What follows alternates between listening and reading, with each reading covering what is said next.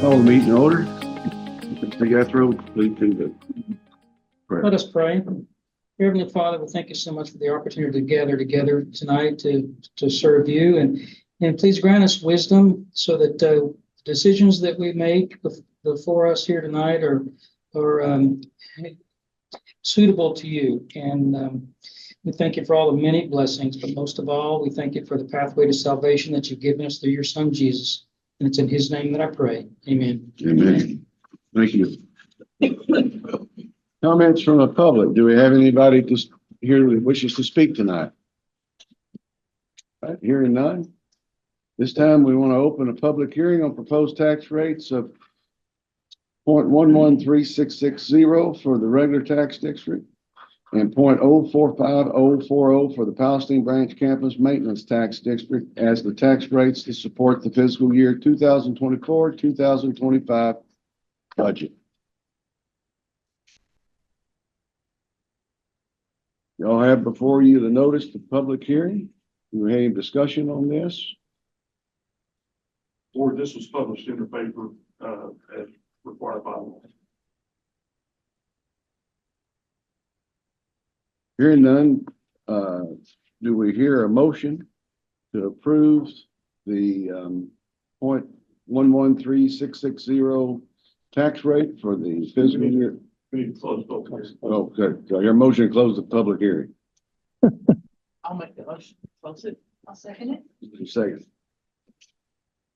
Now, do we hear, you see before you on the regular tax district, there's some wording on your screen. And whoever would make this motion would need to read that exactly the way it's written, please. Do I hear a motion to approve the tax rate for the regular district tax district? Mr. President, I move that the property tax rate be increased by the adoption of a tax rate of 0.113660, which is effectively an 8.75% increase in tax rate. Any discussion? Do I hear a second? I'll second it. All in favor? Aye. Aye. All opposed? Motion carries. The second motion we have is for the Palestine Branch Campus Maintenance District. You have before you the wording that needs to be read on this motion. Do I hear a motion to approve that rate? Mr. President, I move that the property tax rate be increased by the adoption of a tax rate of 0.113660. No. Oh, I'm sorry. Move by the adoption of tax rate of 0.045040, which is effectively an 8.25% increase in tax rate. Do I hear a second of this motion? Second. Second. All in favor, say aye. Aye. All opposed, like sign. Motion carries. Dr. Morrison. All right, most of my report tonight is going to be from Dr. Spencer Ragley. He's going to give us an update on our accreditation practice and standards and some reports. But beforehand, I do want to give a good shout out to Coach Leah Hayes and Lady Cardinals volleyball team. They went to Fort Myers this weekend and finished 2-2. I think she really felt like they could have went 3-1, but they did have a good turnout and did well representing us. And I also want to congratulate Coach Poe on a remarkable victory Saturday night in a packed house at Bruce Field. A come from behind victory with the last second field goal from 47 yards, and then domination and OT by the defense that played well all night. So congratulations, Coach Poe and his staff, and keeping those kids focused and leading us to victory. Our next board meeting will actually be on October 1st, Tuesday, right after the fourth Monday of September. And so just kind of make sure that's on the calendar. It's going to be on a Tuesday. And now we're going to let Dr. Ragley give us an update on our accreditation and any recent events and some of the reports that we are submitting coming months. So part of my role here as Vice President of Instruction, I'm also the SAC-COC accreditation liaison between the college and our accrediting body. Our accrediting body is the Southern Association of College and Schools Commission on Colleges. And their purpose is to make sure that we are providing an education that is of quality and of integrity, and that we meet a certain level of quality. We have been accredited by them really since accreditation began. That is who has been our accreditor. Why do we have to have accreditation? There's lots of reasons, as I just stated, about quality and making sure that we are preparing students not only for a career field, but also if they want to go to a college or university, to complete a bachelor's or even go on to a higher level. But there's also a practical format of that, and that is that we have to have this accreditation to be able to provide our students with Title IV federal financial aid. And if we are not an accredited institution, we cannot provide our students, which means our students cannot receive Pell Grants. They cannot participate in a student loan program. So that is one of the reasons that we also have to keep it. There are 14 standards, and I won't go through all of them this evening, but I do want to bring a couple to your attention. There is one that does deal with the board, the governing board, and I'll talk about that more in a minute. There's one that, of course, deals with faculty and faculty qualifications, and do we have enough faculty? Institutional planning and effectiveness. Are we doing what we say we do? It also goes in and has a portion in there on strategic planning. And then obviously policies that we have to follow, but it's also policies that we create, that you create with us to make sure that we are continuing to use those policies. We have to make sure that we are, if a student files a complaint with us, whether it be a grade appeal or some other type of appeal, we have to make sure that we're going through the proper steps in order to have that. There's also a big one, as I worked a lot with Dr. MacArthur this past 6 months. There's a standard on our physical facilities. There's also one on our financial resources. There's even a separate one on our library. And do our students, whether they be on one of our many campuses or whether they be in one of our ISDs, do they have access to what they need from our library? For us, that means that we have a lot of information that is online. And so our students are able to literally access that from anywhere that they are, they can access that. So I want to go back to standard 4. That's what involved you as our governing board. And so these are just some highlights of what it says. The board has to have at least 5 members. We got that one. You have to have legal authority. The state of Texas gives you that authority. You have oversight over the fiscal affairs of the institution. The presiding officer of the board and the board members have no conflict of interest. The board is not controlled by one particular group. And the chief executive officer, which would be Dr. Morrison, does not preside over the board. So part of those responsibilities include evaluating our mission. Our mission is transforming students' lives by accessible and affordable education. I can tell you that before our next visit, I will have you go through a process to evaluate that. But I'll also add that our accreditors love our mission statement. I've had more than one tell me that that is a good one, and that, yeah, we just need to say that we looked at it again, because it is very easy for us to measure, because I can say we haven't had major tuition hikes, and then accessible, I can say that we're at all these different campuses and all these school districts and also online. And so that is something that really helps us. It is the board must also make sure that each year they're evaluating the president. And I know that Morgan has shared with you an instrument and that y'all use that. And that goes on our records. The last time we had a visit for when we started the RN to BSN program, they did ask for a copy of the president's evaluation at that time. You have to make sure that you internally have a process for dismissing members who are not acting ethically or with integrity. You as the board protect us from external persons who are trying to put into undue influence on us. And you yourself, internally as a board, you evaluate yourself for that. So as we get closer to our next visit, and I'll go over that in just a minute, I'll be getting with you and with Morgan and with Dr. Morrison, and we'll be going over some things. The last time we had a visit was 2017. That was our last 10-year visit.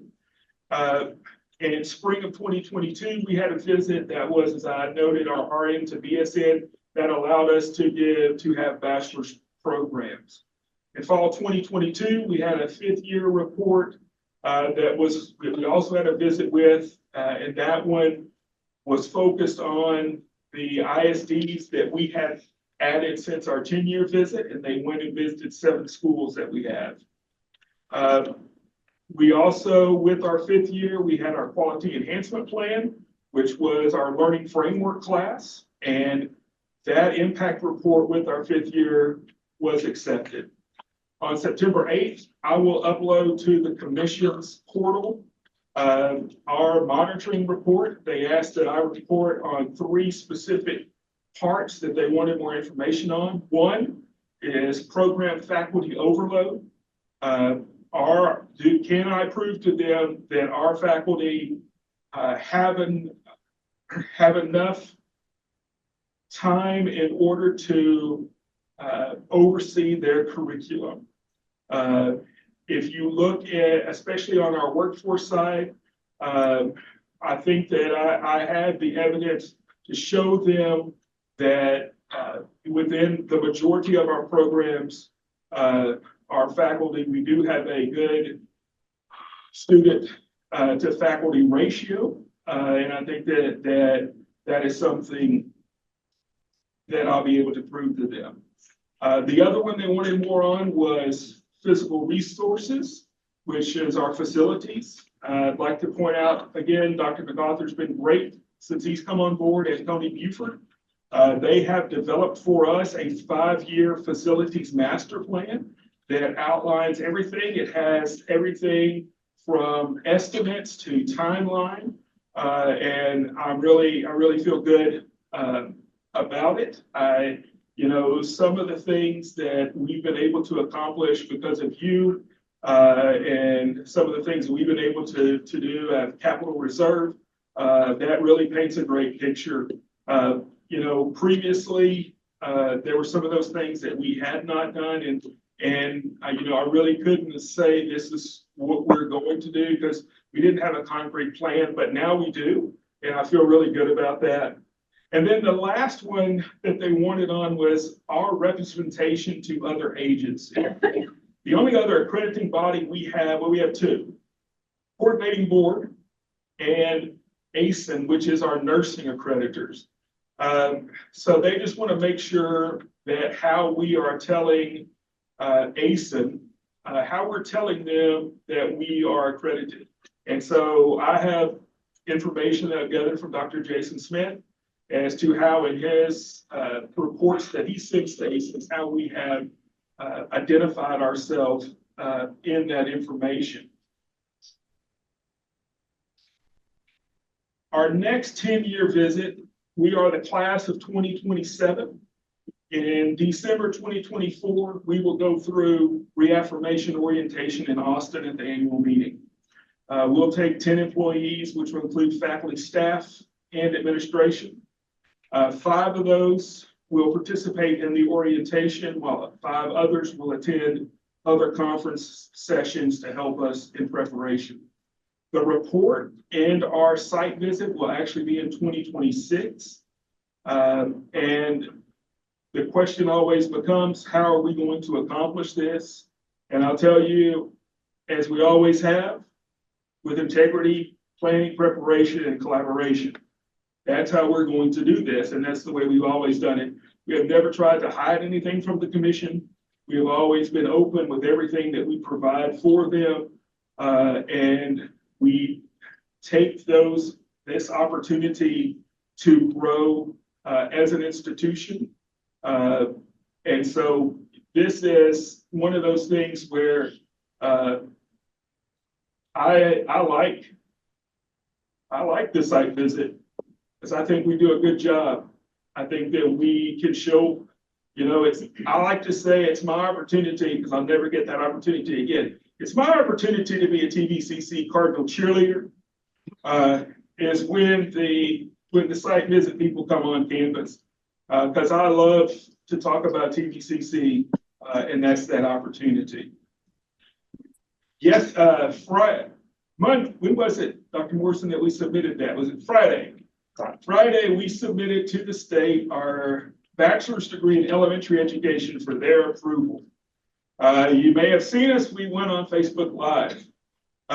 So after the state approves, I'll send it to SAC-COC. We have to submit a different application for them. We hope to begin the program in fall 2025, but we never know. It really is going to depend on how quick it turns around in Austin, because if we don't have approval by a certain time, we're going to miss that window for fall 2025. So we may have to push it to spring 2026. We'll just have to see. We also will be going through this fall, our prison education program. The prison education program, of course, we have been at TDCJ since 1969, but we are part of the experimental second chance panel for the inmates out there who want to take classes. It's an experiment right now is what they call it. If we want to continue that, we have to have gained a separate approval through SAC-COC. And this will require a visit. They will go to TDCJ, and this is something that did not come from our accreditors. This came from the Department of Education, who told the accreditors, if schools want to give the second chance Pell, then they have to have another step, another layer of accreditation. And so that's also on our radar that is in our near future, and I'll be working on that this fall, and we'll be getting ready to submit everything to the commission so that we can continue to transform those lives like we started doing just today with the first day class. Any questions for me?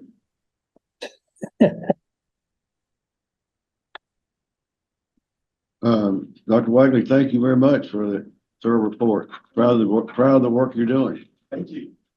Without your work, we'd all be out of business.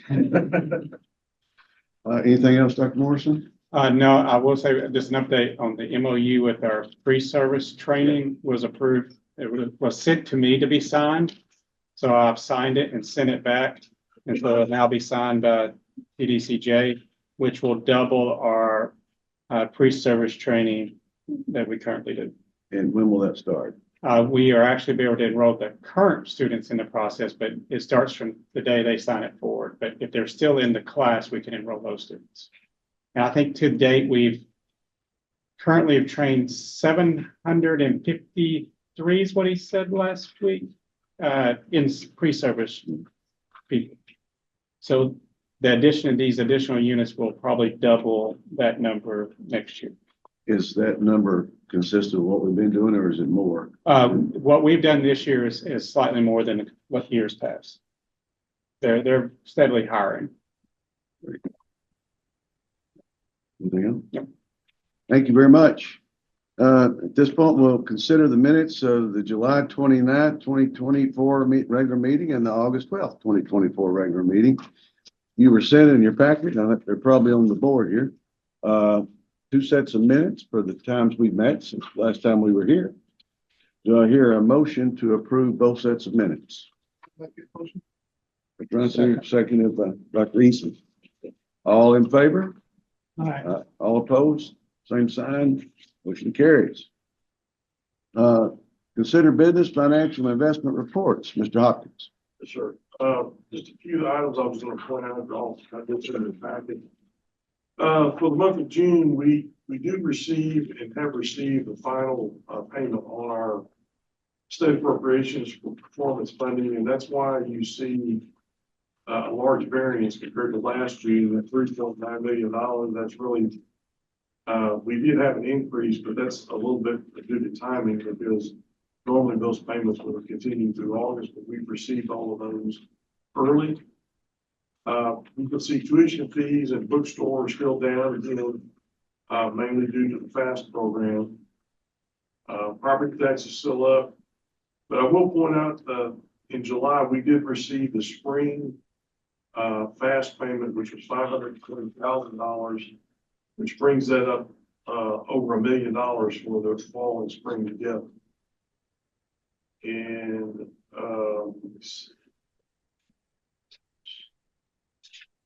I just would say that as you look at the bottom line, it's a little wonky because of the way the stuff comes in, but you know, we're several $1 million revenue over expense. That's going to shrink down. Obviously, you can see in July it drops to 12. I think we're going to finish the year somewhere around $6 million revenue over expense. Of course, half of that we transfer during the year to cap reserve. And so that's a good segue into the next thing. Morgan, if you'll go down to the investment report.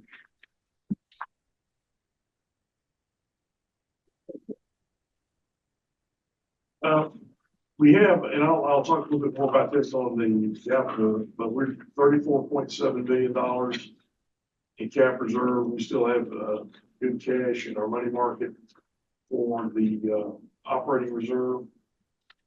Still earning pretty good interest rates. I don't know what's about to happen in November. I guess we'll see. The next page on cap reserve, I did want to spend a little more time on. We talked about this a little bit when we started the Fine Arts in West Hall. We transferred extra money as we gathered those funds together that we put together to do the Fine Arts. You see that extra $544,000 that we transferred. That's over and above what was already in the budget, I will say.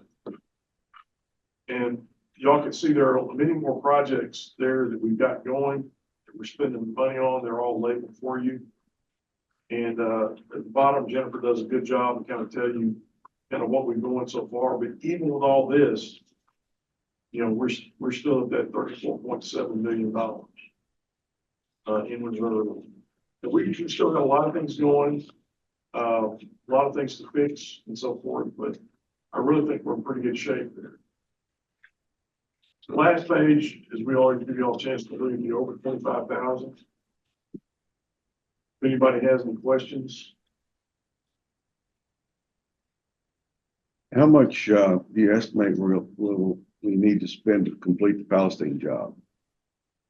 I haven't looked at the project, Steve. I don't know what's outstanding. I just have to take a look at it. We're about 60%, 65%. I don't know if that's all the bill. Yeah. Yeah, so we have the finish out is the major expense, which is going to be around another $2 million. And I think that should, recalling numbers in my head, that should finish us out. And we're still under the original kind of expectation.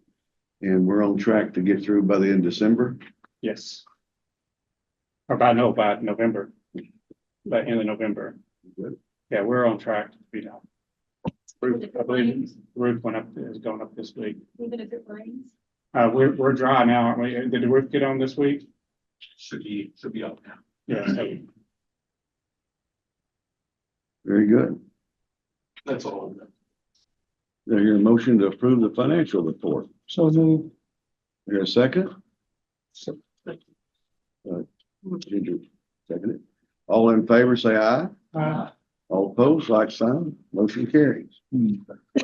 All right, just consider and discuss approval of auto liability and property insurance coverage. All right, before you, you have our proposal, you also see the current premium, which is $788,000, and the renewal option at $1,011,842, which is an increase of $222,983. You have a bullet point of some of those reasoning. We do have a special guest. If you have any questions about the raising the premium. So we were anticipating a increase. I think David was within like $20,000. Huh? I got within 27. 27,000 of what he was anticipating that increase to go. And if you put it to terms, our premium versus what we're paying, or what it costs to replenish the HSC, which is going to be over $5+ million, it kind of puts it in perspective. So all I'm asking is for board approval of our auto liability and property insurance for 24-25. If you have any questions. Brenda Thomas is here from Hips Hallmark. I do have some questions for Brenda. Good. Brenda, I'm Ginger Morton, and nice to meet you too, and thank you for coming this evening. My question to you is, have you shopped this with the companies? Well, the answer to that is no this year. It's here, I'm sure y'all all familiar with property and casualty business, and so when you have an open loss, it's basically a no when you have an open claim as far as trying to find somebody else to buy it. It's just that the property market right now does pretty rough, pretty tight, and so with that open claim, it's not feasible to find anybody else to put it out there. You usually shop it for us? Usually y'all do, y'all take, we do, but y'all usually will do an RFP on a regular basis. I mean, if it's every 5 years, we don't do that, and so. Now there are components that we do pretty much, it's just availability of coverage is pretty tight right now, so. People pulling out of Texas, and there are programs that are closing down, so. This year, it just wasn't gonna happen, just because that was time. Ginger, remember that several years ago, college joined this as a co-op, college is needed. And the reason for that, I believe, and looking back at the material, is this was the most economical way. It's a college. Right. Now, we do have, Brenda, we have looked at other co-ops. Right. And I think, Brenda, correct me if I'm wrong, not a single college has left this. I'm not questioning. Yeah, no, but That that's, at all, and I'm familiar with that, and I think that's great. But as an insurance agent, I owned an insurance agency for 17 years, so I'm very much familiar with the right liability, this type of insurance, but I just, and I understand having an open claim, but I want everything for the best interest for TDCC, and so I want to make sure that we're, getting the best for our money and you're in that coverage. Yeah, I can kind of speak a little bit about what's happening out there, if that's of interest. Do you mind coming I out? don't mind at all. Thank you. So what's happening in the marketplace is, primarily what you're seeing out there is, if you talk about, one of the biggest challenges is the wind and hail exposure, wind and hail deductible. And so a lot of the programs that are out there, there's not a whole lot that's out there, especially when you talk about what programs are stable programs. Pretty much the ones that are out there are operating under interlocal agreements. And what you're seeing is larger wind and hail deductibles, larger minimums. So you have a 2% with a $250,000 minimum wind and hail deductible. And primarily when I look at competition, that wind and that minimum is higher. And then a lot of the competition puts caps, a maximum amount they'll pay out on the roof. And depending on the type of construction of that roof, the maximum, they'll even cap it So if it's a TPO roof, they'll cap those at $1 million. Well, y'all, you know for a fact that those roofs can cost a lot more than that. So, you know, where you might find something that looks like a good deal on the front part, when you have that claim, you're gonna be upside down. And so I actually do a lot of math and help people really see that when there are other programs out there. I just say to be really, really careful. You know, one of the nice things too about the program that you're in is there's no potential for assessment, which means the other programs out there, you've been around a long time. There's some programs that have gotten in trouble and they'll go back to their members and say, we're upside down in our bottom line, you have to pay us more money. And so that's not something that y'all budget for. This particular program, they pre-fund their maximum potential loss. So they set that money aside, which that's why they're able to say to you, we are not, they don't even have it in their interlocal agreement where it says they can pay you. So they're very, very conservative about how they do business and that's why members stay with them. Yeah, I love the program and Yes, everything, but ma'am. I'm just very conscientious about the expenses. And what about, talking about liability for the cars and then I wanted you to explain underground storage tank, because,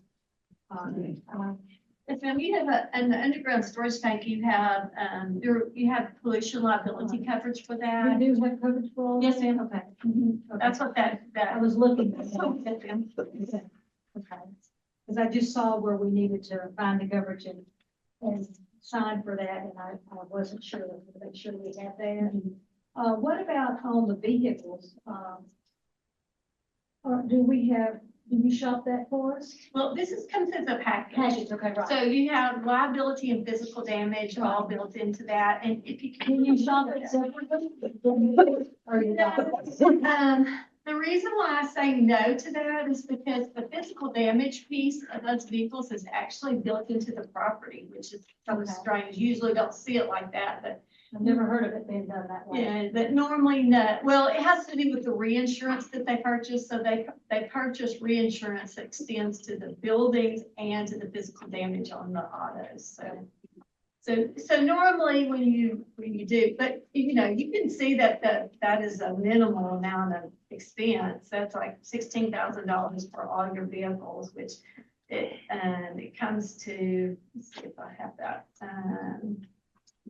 Average cost per vehicle is $213. Can I have my vehicle Yeah. on that? Thinking the same thing.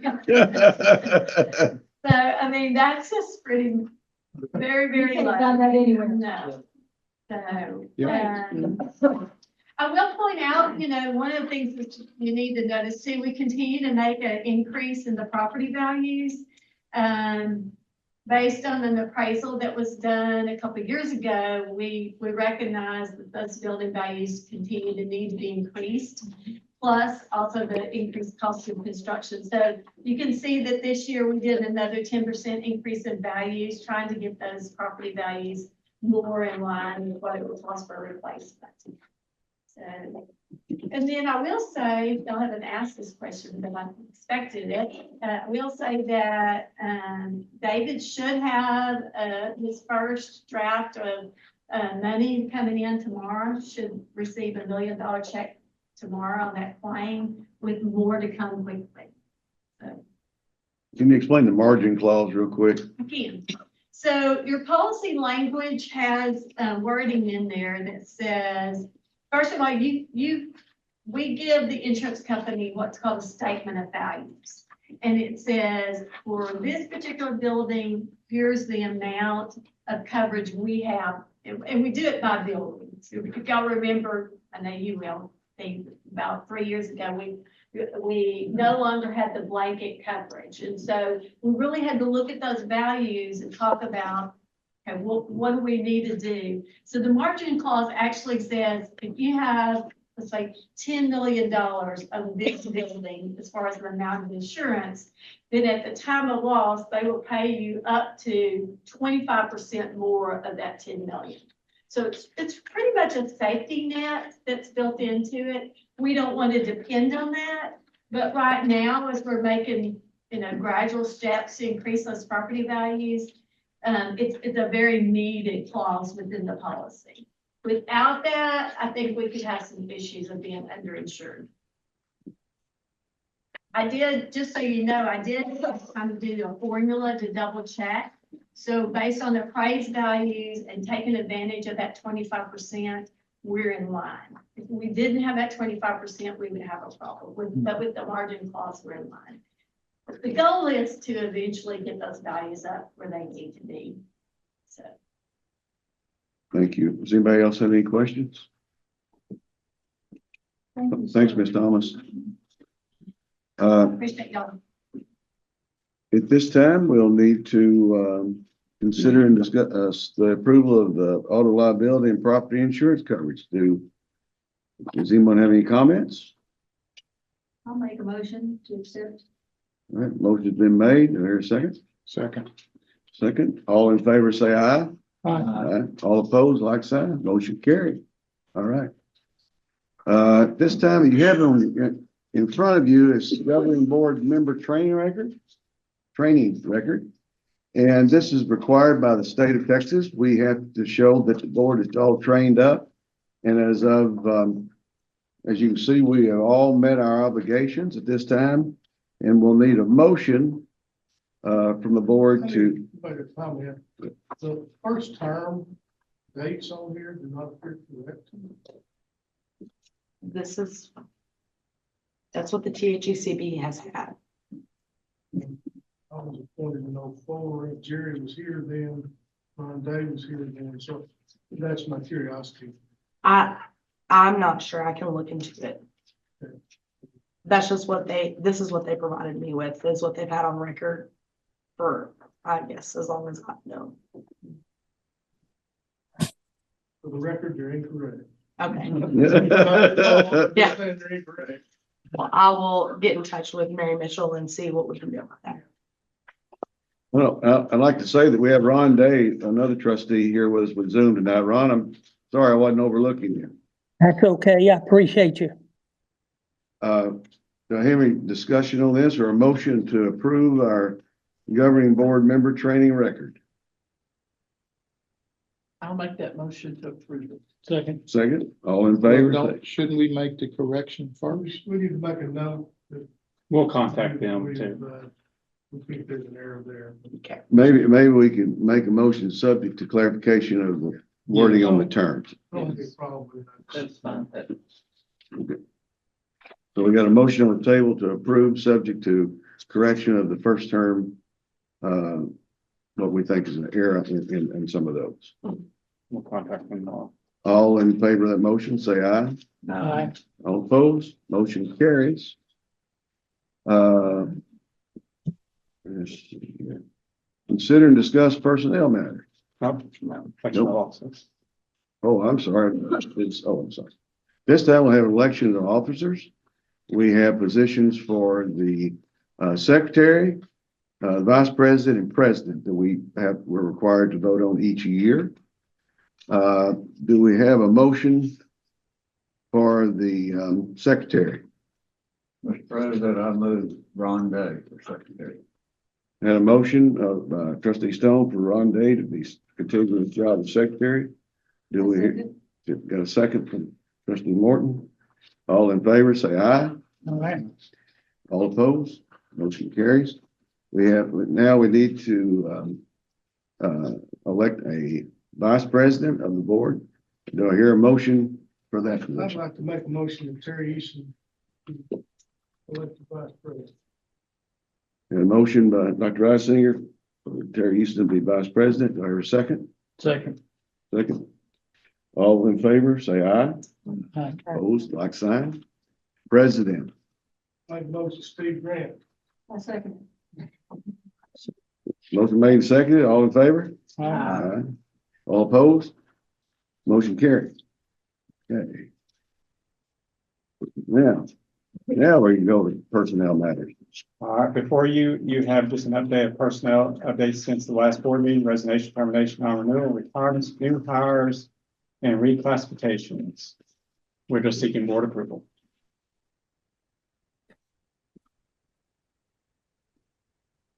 Any discussion or question?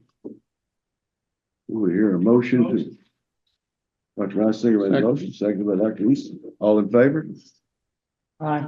All opposed? Like sign, motion carries. Dr. Reisinger, Make a motion to adjourn. seconded by, second, all in favor, say aye. Aye. We are, At your last meeting when I was. I don't know, we hung around. Get waiting on that.